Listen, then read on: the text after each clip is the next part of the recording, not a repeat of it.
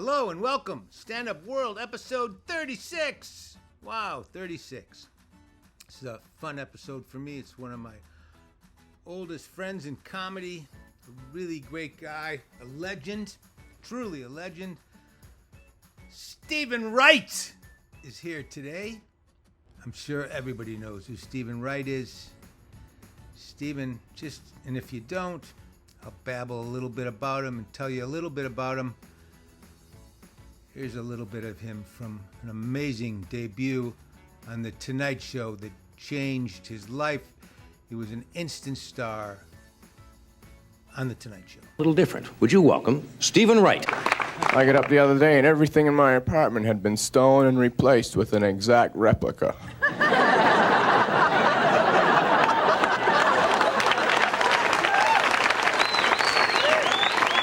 I couldn't believe it. I called my roommate and I said, "Come here, look at this stuff. It's all an exact replica. What do you think?"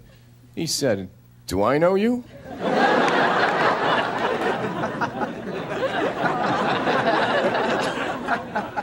One time, right in the middle of a job interview, I took out a book and I started reading. The guy said, "What the hell are you doing?" I said, "Let me ask you one question. If you were in a vehicle and you were traveling at the speed of light, and then you turned your lights on, would they do anything?"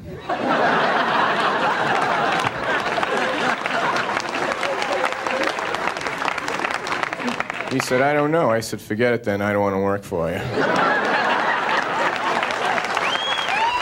So this was 1982, and he did what everyone dreams of doing. He became an overnight star. It was so good they asked him to stay. He was from Boston. Peter LaSalle was in Boston looking at comedians. I believe he was there on a trip with his son, and he came into the Ding Ho and saw a bunch of comedians and just zeroed in on Stephen. He brought him out. He did so good they asked him to stick in town, put him right back on the show like a week later. Right now I'm having amnesia and deja vu at the same time.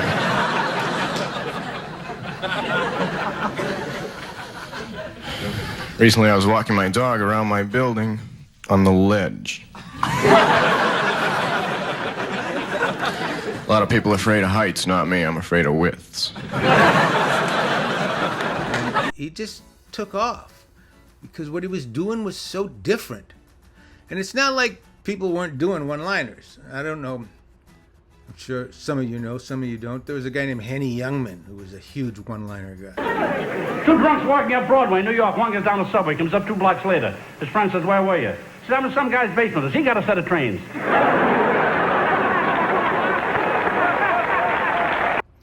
Of course, there was Rodney Dangerfield, who did great one-liners. I know I'm ugly. I went to a freak show. They let me in for nothing. I was so fat when I got my shoes shone, I had to take the guy's word for it. I mean, I was fat, I'll tell you that. The doctor said, "What big girl?" Oh, I met her at the Macy's parade. She was wearing ropes. Stephen was just so unique. He was just so metaphysical and just poetic. Just coming from his own place. He inspired so many young guys. You know, Mitch Hedberg. I tried to walk into Target, but I missed. I think the entrance to Target should have people splattered all around. I was walking by a dry cleaner at 3 a.m. and the sign said, "Sorry, we're closed." You don't have to be sorry. It's 3 a.m. and you're a dry cleaner. It would be ridiculous for me to expect you to be open. I'm not going to walk in at 10 and say, "Hey, man, I walked by at 3. You guys were closed. Somebody owes me an apology." Greg Giraldo. Well, we're like the fattest country in the world. I read recently America's in the middle of an obesity epidemic. An epidemic. That's kind of a lofty way to describe being a nation of fat bastards, isn't it? An epidemic, like we'll be telling our grandkids about it one day? The great obesity epidemic of the year 2000? How'd you get through it, Grandpa? Oh, it was horrible, Johnny. There was cheesecake and pork chops everywhere. Bill Hicks. I've been traveling. I noticed a certain anti-intellectualism sweeping our country. It's very scary. Last week I was in Nashville, Tennessee, and after the show I went to a Waffle House, right? I'm eating, I'm reading a book, I'm alone. Waitress walks over. Hey, what you reading for? What a weird question. Not what am I reading, but what am I reading for? I don't know, I guess I read for a lot of reasons. One of the main ones is so I don't end up being a waffle waitress. It was not good to be inspired by Stephen. Actually, Jeselnik, Anthony Jeselnik. Inspired, I think. Seems like. And he's doing well. My brother's crazy. Even my neighbors hate him. The other day I opened up the door, I caught him masturbating. He looks me right in the eyes and goes, "Shut the door." I said, "Get inside." Stephen, he was great. He was great. We ended up, he had the same agent as I did, Marty Klein, one of the best agents. One of the best. And we ended up going on tour together, me, him, and Howie Mandel. And we did the Budweiser Comedy Store tour. Mitzi put us all on this tour. We went around the country. We had so much fun. It's just always so much fun to be around. But Stephen he shot up amazing. And I've always loved the guy. He was on my Comedy Store documentary. And he was so good. I just had so much fun talking to him and wandering the halls of the Comedy Store with him. This is the place I performed in. This is a tough room. When we were working out here, this was the easier room. But these guys today say this is the harder room. Why? Wow, Sam. Were you around it when Sam Kinison was around at all? Just a little bit. He was always very nice. Wasn't he amazing? Were you friends with him? Yeah. Sam always used to think that you took a lot of his stuff. I can see how a lot of people have said that to me. Yeah. Do you know this guy? Yes, that's the guy. That's the only guy I ever slept with. And he's got a book out. He wrote an amazing book. His first book ever, called Harold. And we're going to talk about it and just talk and whatever. I just love this guy. He's one of my favorite people and one of my favorite comedians. So here he is, Stephen Wright. Thank you for coming on. I got to tell you. I'm good. How are you? Nice to see you, buddy. It's nice to see you, Mike. It's always good to see you. You know, you're one of my favorite people, and we've been friends so long. And I tell you, when you were out here, was it about a month ago? Or 2 months ago? No, it was like a year ago. No. Or 8 months. No, it wasn't that long ago. You were out here. Oh, yes. Oh, you're right. You're right. You're right. I was out, but I didn't see you there, though. Yes, you did. Yeah, we went to dinner. I was there in May. We went to dinner at the Palm, and then you came and walked with me and Albert. God. Yes. Oh, my God. Oh man. My God. All right, this is going to be a long interview because I'm going to have to jar your memory here. That's you wrote a book scary. called Harold. Yes, I have. Remember this? No, I didn't. Mike. I don't know what you're talking. Okay, Harold wrote a book called Stephen.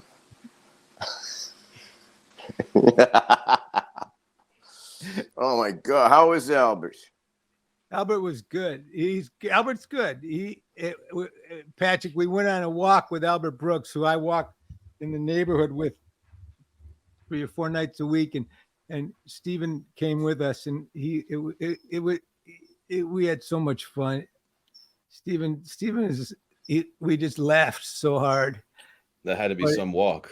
It was great. And then.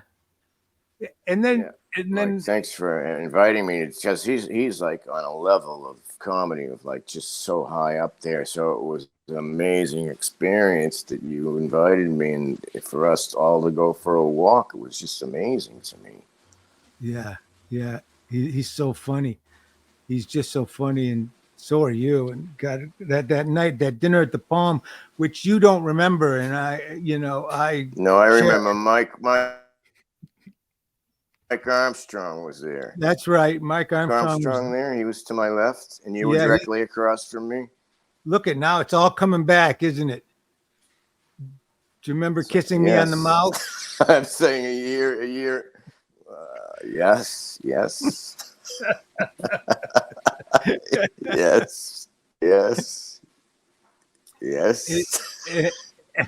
But you were out here, and you were just releasing the book, which, by the way, I got to tell you, look here, looky. I love this book. You did a really great Thank job. you, Mike. Thank you very much. You really did. I'm really proud of you. I appreciate it. You worked really Thank hard you. on this. And I can remember for the last few years, I Yeah. would be talking to you, and you were so funny because you'd be in your car writing on your iPhone.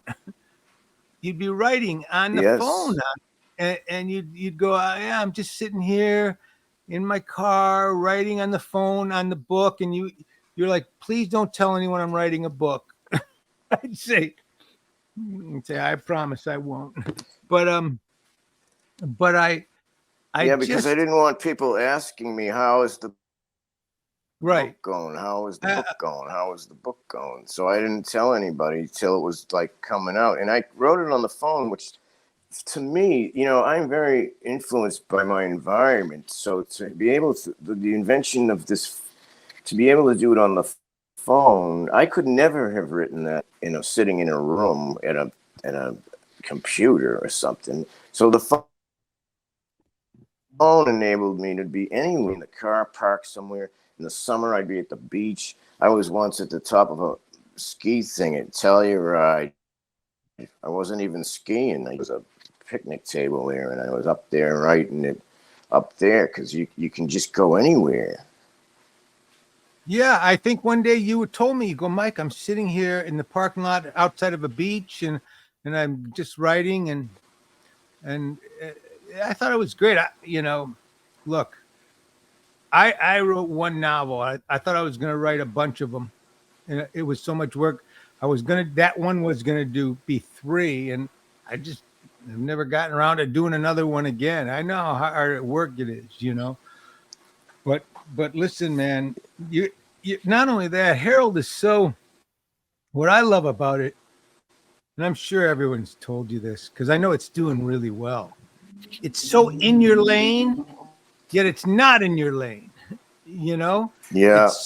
It's so Stephen Wright, but it's not Stephen Wright. It kind of takes you into Kurt Vonnegut world, which when I was a kid, man, I read everything Kurt Vonnegut wrote, and it kind of has a little bit of a John Irving vibe, who I love too, and it's just, and then at the same time, it doesn't. It's kind of got essays like all of a sudden you're with Carl Sagan on the moon, it's like, but it never, it's so fun and interesting that you just stay with it. And again, there's just enough times where you go, okay, this is Stephen. And there's great, like, little moments. Like, there was one little thing I remember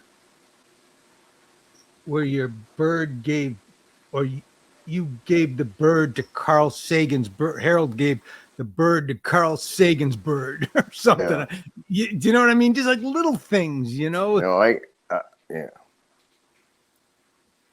It was, the thing is, I mean, I had many reviews, and one of them mentioned Vonnegut and John Irving in the same ones. And Vonnegut, those are my 2 favorite writers. Me Charles too. Bukowski too. But Vonnegut, like, is a giant hero in art creative, like in my Mount Rushmore of creative, all the music, books, movies, and everything. Vonnegut is on that, like, top 5 people have him mention like, oh, it's kind of like that, is unbelievable. And the thing is, you know, the jokes that come into my mind, I just go around and I see something, and then it's like, oh, that could be, and then it's like, okay, and then I word it, you know, quickly, 2 sentences, but to the audience laugh in a 2-sentence thing, hopefully laugh. Let's just say I'm talking about all the jokes that work. Is a very narrow window of creativity to have a thought, at least how I do it, have a thought be presented and have an audience have a physical reaction back is a very narrow window. So I was just writing Harold for no reason. I was just, and then as I wrote to it a little bit, I thought, oh, I know what I'm going to do. I'm going to put a funnel on Harold's head, and I'm going to pour into his head. I think about life, religion, and time, and the law, and relationships, and, you know, the universe and everything. I'm just going to pour it into his head and have him thinking it and everything. And so I got to put a lot of stuff in my joke way. And I'm not complaining about the jokes. I'm just saying it's a whole other thing. So I got to gush all this out in through his head. Were you ever worried about, like, I'm just curious, like, that you were kind of jumping around too much and didn't have enough of a conventional storyline, or did you just not care about that? I knew there wasn't a story. I'm not a story guy. And I stopped for a while because I knew there was no story. And then I stopped, and then later I thought, I don't know how to write a story.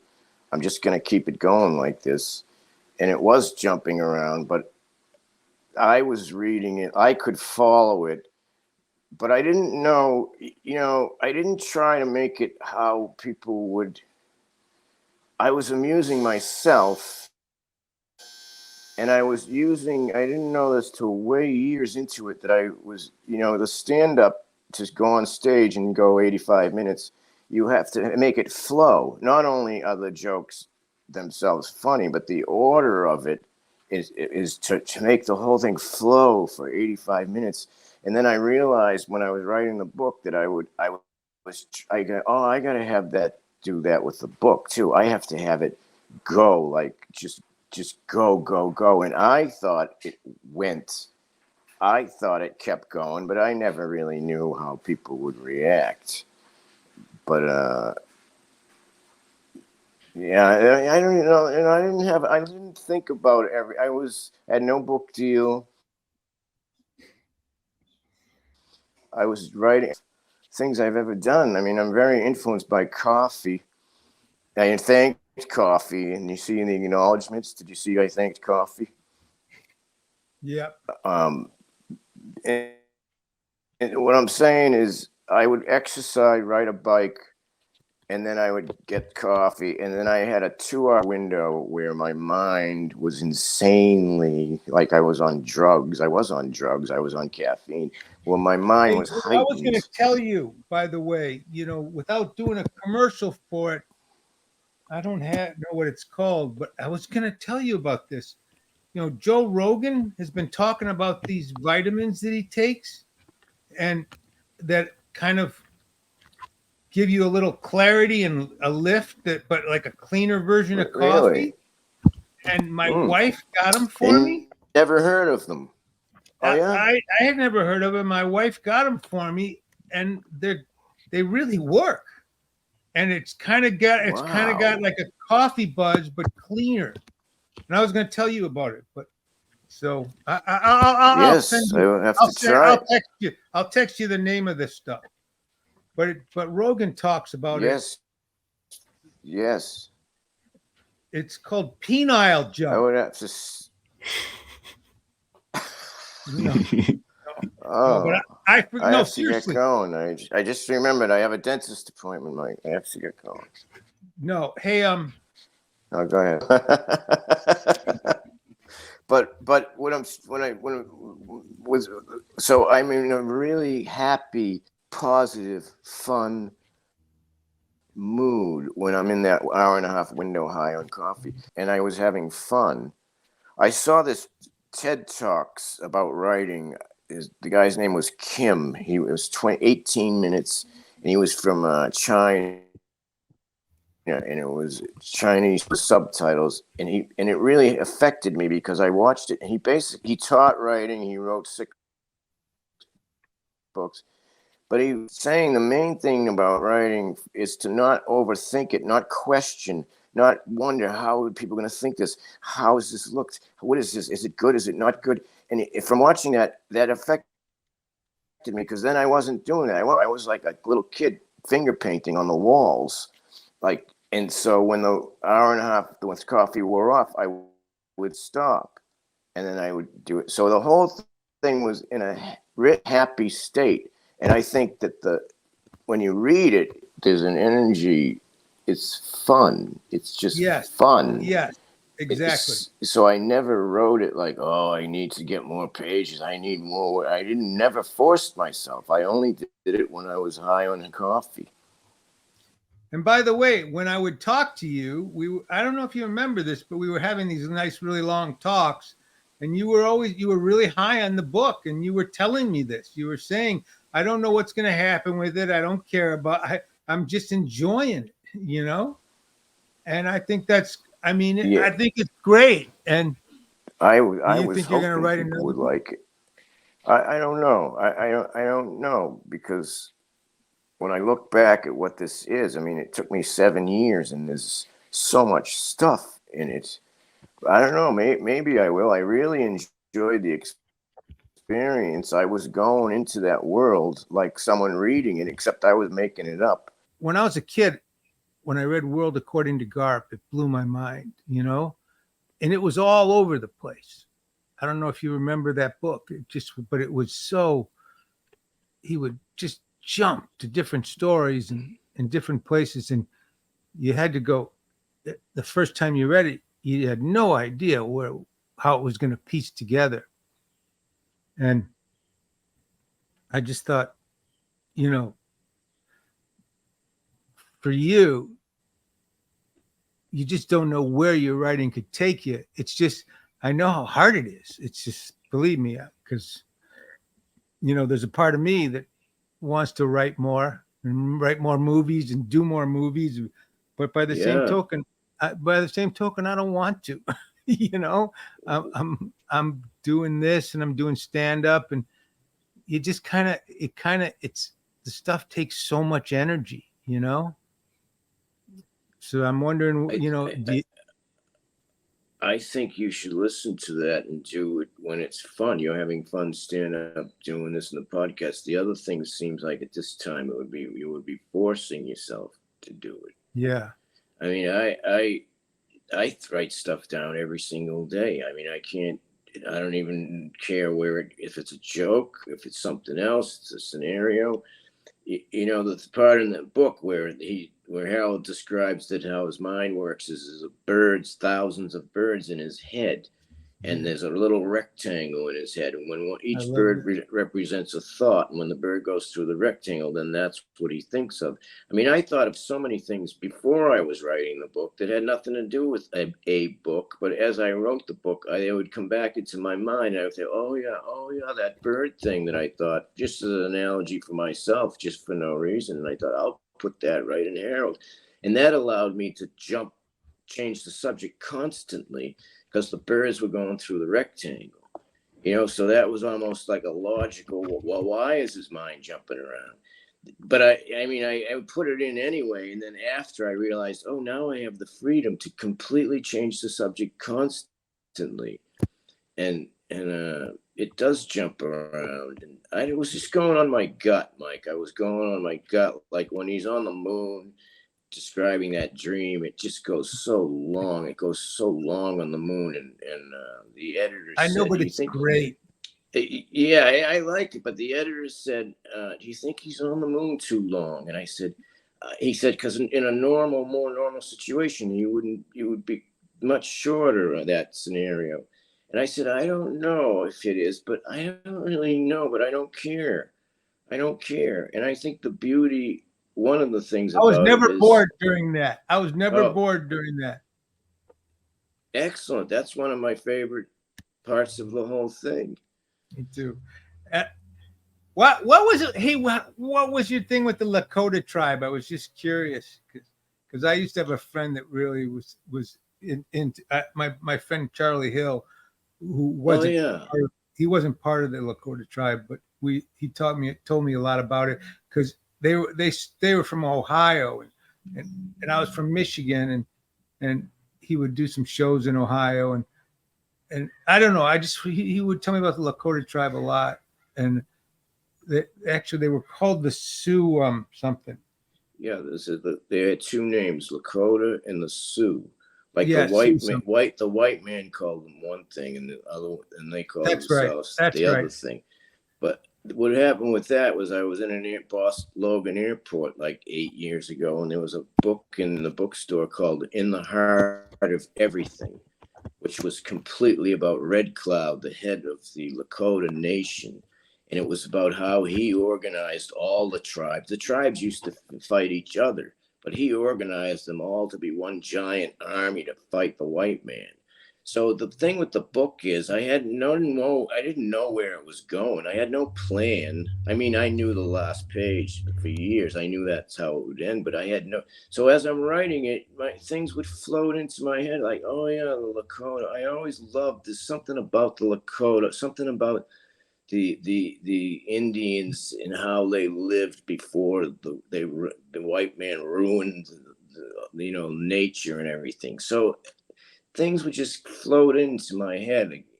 So I put it in, and then I had it keep going. Like he's thinking about it, like the grandfather is telling him about the Lakota. How would the grandfather know Lakota? Oh, because he lives in New England, but he was in South Dakota building the Air Force base when after Pearl Harbor was born, and bombed, and that's where the Lakota is. So that was that's it. Like my mind was just like, oh, I'll just put this in here. I just loved the Lakota. You know, do you remember? It's really funny. When we were at dinner recently, we were talking, and I was telling you how much I was enjoying, and I had gone to Boston and played all those little clubs and I played Nick's Comedy Stop, and then I put the Laugh Boston, and all these little rooms. And then we were talking about maybe you saying that someday you should just go and just jump up in these clubs. And then I said, you should go up under the name Ned Carmichael. Oh, yeah. Do you remember that? But, yeah. and then do you remember that? Yes. And last week we had this guy who I just really like. I've become friendly with, and Will Noonan, who's a Boston comic, and I think one of the best new guys I've seen in a long time. Oh, wow. I'll have to check him out. And he was telling me, and I was telling him about that. I was telling him, he goes, God, I wish. He was telling me the story one time that he was playing some little club and you were there and everyone was all freaked out, and you came up to him afterwards and told him how good he was, and you really touched him. And I said, like he groped you? And he said, because you could turn that into money in these days. No, he said, no, he was so sweet. And he goes, I couldn't believe Stephen Wright was, but you stopped in this little club and this was a few years back. But, well, I would only say that if I meant it. That's what I said. Isn't that right, Pat? Didn't I say that? Yeah, I think you said those exact words, and he would only say that if he meant it. He's not a guy that's going to come up to somebody who he just didn't connect to. Yes. I like to really genuinely encourage someone if I really feel it. Like, oh, I know that about you. But I I really meant it, man. I thought it'd be so great. And Mike Armstrong was saying the same thing for you to just be jumping up in these little rooms in Boston, just totally unannounced and just having fun. Because you just play concert halls now, you know. Yeah, and I have so much material written down. It's never been tested. It's never been in the concert or in a little club. And I keep thinking I'm going to go in sometime. And then I procrastinate. I mean, I have this giant list in my phone. It's in my phone, of course. It's in the notes section, you know, the notes. It's one of my favorite things. One of my favorite things, once, is you told me, and I would never ask you to say it, but you just gave me this. You rattled off these jokes you wrote years ago, dirty jokes that you would never tell on stage because you tell jokes, and you don't say them, Mike. I would never say them, and you actually said that to me. He goes, don't never tell anyone these jokes, but they were so funny, and they were so good, and you knew them so well. It's like I thought. I said, have you been telling yourself these? Have you kept them sharp in your brain over the years? No. But it's just so great that when you wrote a joke years ago and they were really funny, but you just choose not to do those type of jokes in your act. I've told those jokes just to my very, very close friends. See, the thing is, you only have so much control over your mind, I think. I mean, so you're thinking of stuff not even on purpose. You know, that's a lot of my jokes, because I see something or something, but those bad, filthy jokes, they just came into my head for no reason. And I thought, oh, that's hilarious. That's hilarious. But now my job is to decide whether to say that. And I go, no, you can't say that. You can't say like the factory part of my brain that creates jokes. They're not involved in editing. That, you know, they're just making jokes. I have to decide what to do with it. Yeah, so that's why there was like, you can't. Oh my God. It's really funny because one of them was so funny. But when we were walking with Albert that night, I wanted you to tell him it, but then I thought, no. Yes. He told me that he'll tell it if he wants to say it, because they are pretty. They're out there. But my favorite was in the documentary when you tell them one about when you saw your picture on the wall. Oh, yes, in the Comedy Store, and all framed pictures in the hallway of comedians. It was like from the 80s, I think. And we were standing there looking, and my picture was there. And I said, I pointed at it, and I said, see that? That's the only guy I ever slept with.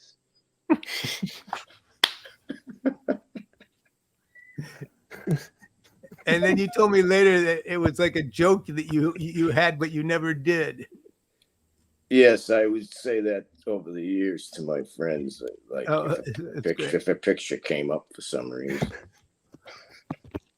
Don't you agree that you only have so much control over your mind? Oh, totally. Like, you drive and you know you got to make a left. You know you're going to the store, but as you're driving, your insane asylum head is like, oh, you know, it's like this just in. It's like breaking news in your own head, and you're not even doing it on purpose.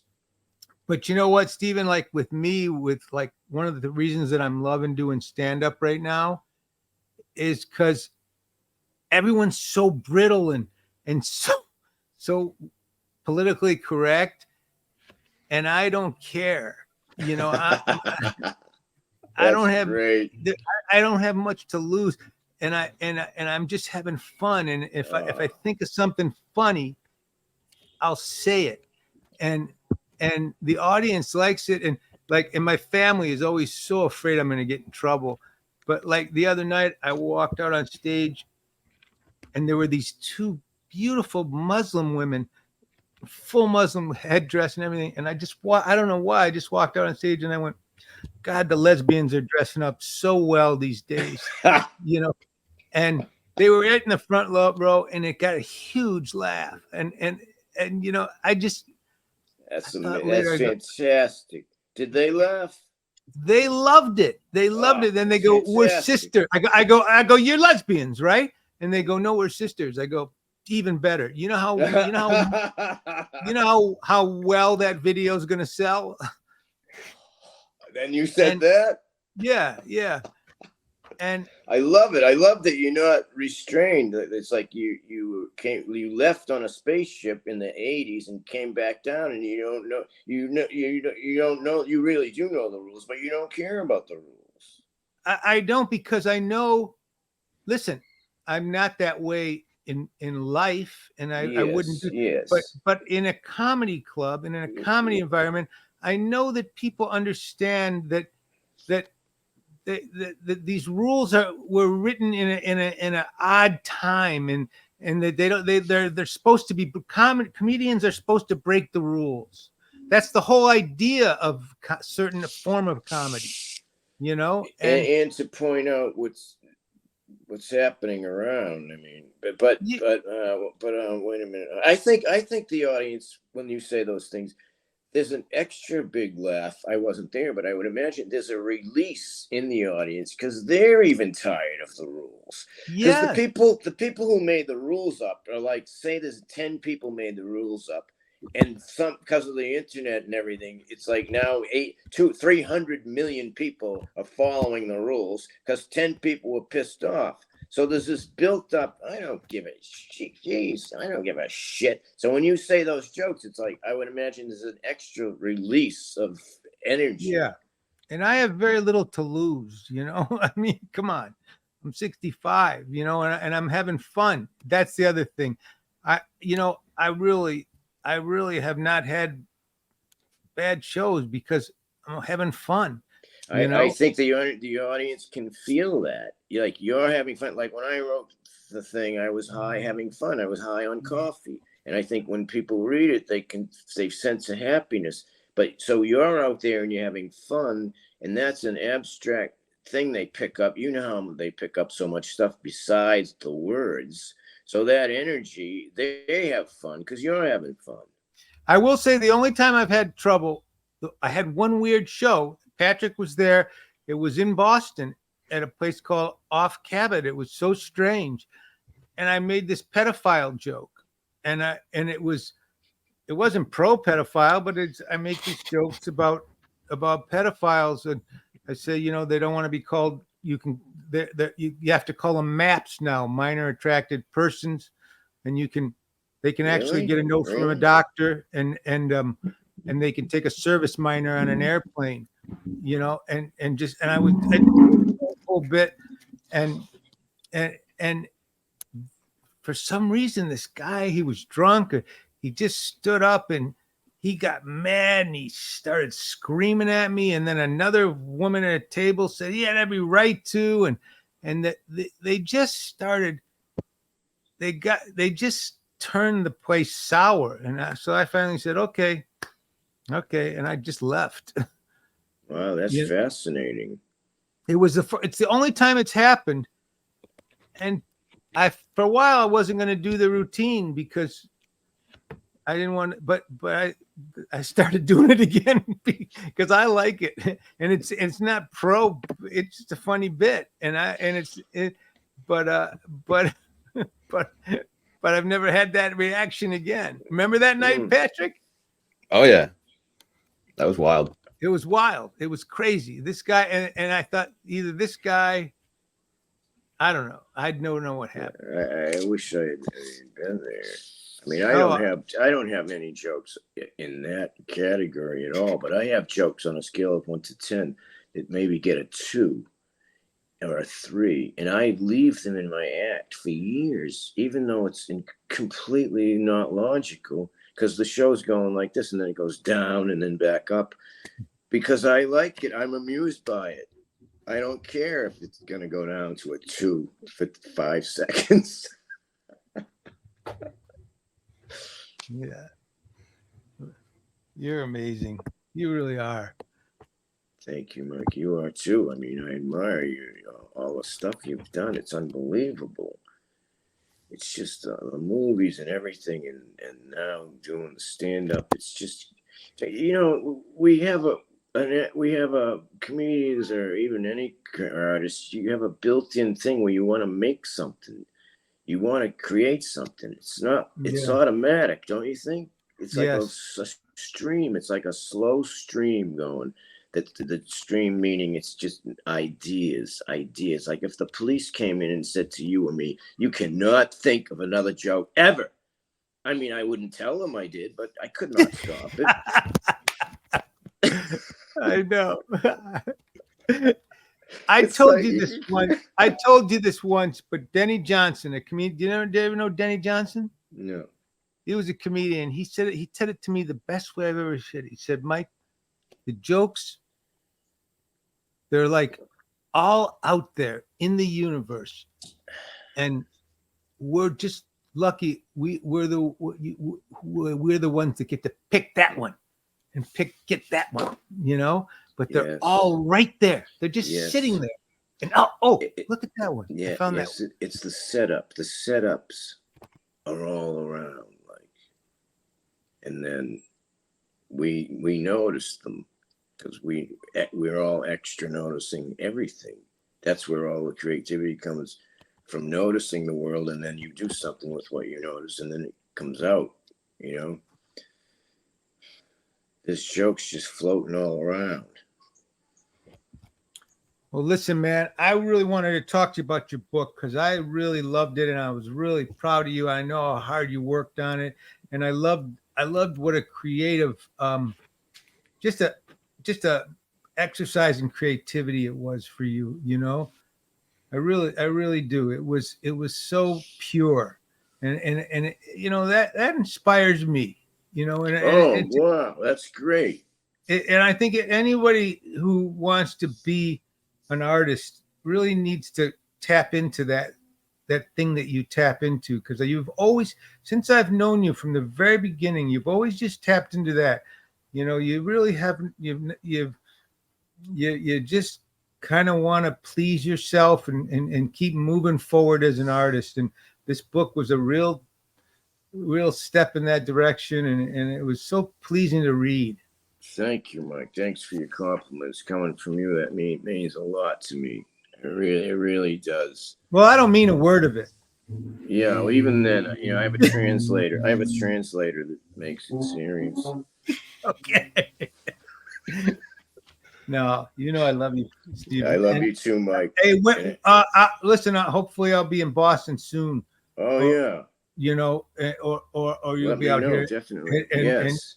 And when you come back out, we can go for a walk again. Yes, it's always hilarious hanging out with you. Always, every time. And I know we laugh so hard. It's so funny. Hey, are you going to go on the road? You have dates? Are you coming up? Are you going out? No, I don't. I did some shows. Finished all these shows in April, I think, and I thought I'm gonna not schedule any shows. I'm just gonna not do it for a while. I've never done that before. I've never had no shows. I just wanted to step away from it. I'll do it again, definitely, but I just wanted to try something different where I'm not doing that. And have you been enjoying going on guys' podcasts? I've noticed you've been on like a lot of my friends' podcasts and a lot of your old friends' podcasts. I love it. It's a whole other world, The book, not only the book, I wrote the book and I like the book and people seem to like the book, but then the book took me to promote the book to all those podcasts. So it's a whole other world that I'm not. I've been on them before, but not like in the last 4 months. And it's fun. Everyone is fun. Talking to you is fun. Talking to Conan, talking to Bill Burr. Joe Rogan. It's like. Did you do Howie's yet? No, I didn't even know he had one. Oh, you got to do Howie. Howie's got a great one. Oh, well, I thought mention it to him. Do you want me to? Sure. Oh. Is he in Los Angeles? Yeah. Yeah. But if you mention it to him, tell him I don't want to talk about me personally or any creativity. Or comedy or stand-up. Yeah. Or Jewish people.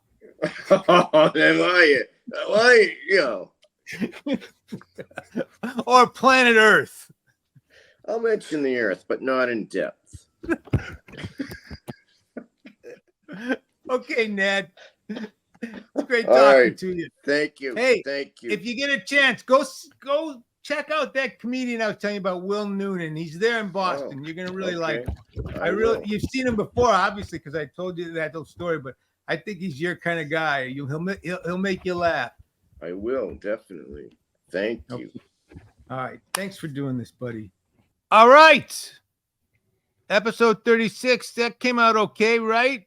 That was great. Patrick? Steven's a legend. He's the best. I love that guy. He's just such an artist. And he's just he's a nut. But I would love him to see him just jumping up in some little clubs, but I don't know. I don't see it. I don't see it happening. Maybe one day.